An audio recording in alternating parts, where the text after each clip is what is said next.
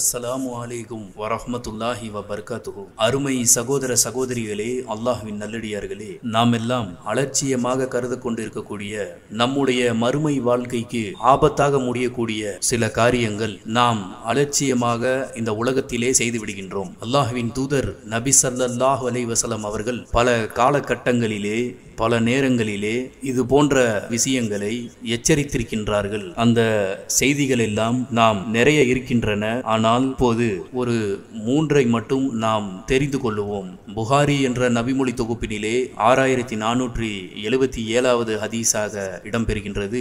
நபி தோழர் அபு ஹுரைரா ரலியல்லாஹு அன்ஹு அவர்கள் அறிவிக்கின்றார்கள், என்னுடைய தோழர் ரசூலுல்லாஹி ஸல்லல்லாஹு அலைஹி வஸல்லம் அவர்கள் கூறினார்கள், ஒரு அடியார் பின் விளைவை பற்றி யோசிக்காமல் ஒன்றை பேசிவிடுகிறார். அதன் காரணமாக அந்த அடியார் கிழக்கிற்கும் மேற்குக்கும் இடையிலான தொலைவை விட அதிகமான தூரத்தில் நரகத்தில் விழுந்து விடுகிறார் என்றார்கள் அல்லாஹ்வின் தூதர் நபி ஸல்லல்லாஹு அலைஹி வஸல்லம் அவர்கள். யோசிக்காமல் நாம் ஒன்றை நம்முடைய நண்பர்களிடத்திலோ, நம்முடைய கணவனிடத்திலோ, நம்முடைய மனைவியிடத்திலோ, நம்முடைய பெற்றோர்களிடத்திலோ, நம்முடைய அண்டை வீட்டார்களிடத்திலோ அல்லது நண்பர்களிடத்திலோ ஏதோ பேசிவிடுகிறோம். அவர்களுடைய மனம் அங்கே நோவினை செய்யப்படுகிறது.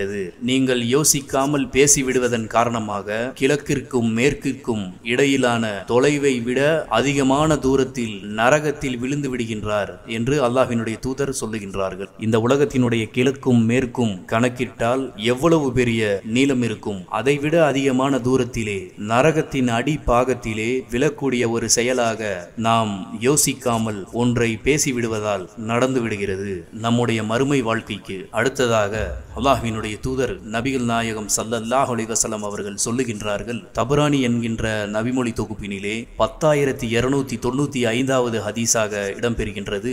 சஹி தரத்திலே அமைந்திருக்கக்கூடிய இந்த செய்தி நபி தோழர் அப்துல்லா ரலியல்லாஹு அன்ஹு அவர்கள் அறிவிக்கின்றார்கள், அல்லாஹ்வினுடைய தூதர் நபி ஸல்லல்லாஹு அலைஹி வஸல்லம் அவர்கள் சொன்னார்கள், மனிதனின் தவறுகளில் அதிகமானவை அவனுடைய நாவால் தான் ஏற்படுகின்றது என்று சொன்னார்கள். ஆக நாவை நாம் ஒழுங்காக வைத்துக் கொண்டால் பல தவறுகள் நம்மிடம் இருந்து தூரமாக விலகிவிட்டு செல்கின்றது. ஆக நாவை பயன்படுத்துவதில் நல்ல வார்த்தைக்காக பயன்படுத்துவோம், நல்ல சொல்லுக்காக பயன்படுத்துவோம். பொய் பேசுவதோ புறம் பேசுவதோ அடுத்தவர்கள் மனம் நோகும்படி நாம் பேசாமல் நல்ல வார்த்தைக்காக நம்முடைய நாவை பயன்படுத்திக் கொள்ளுவோம். உண்மையை பேசுவோம். இன்ஷா அல்லாஹ் நாம் அப்படிப்பட்ட நல்ல மக்களாக அல்லாஹு ரப்புல் ஆலமீன் உங்களையும் என்னையும் ஆக்கி அருளட்டும்.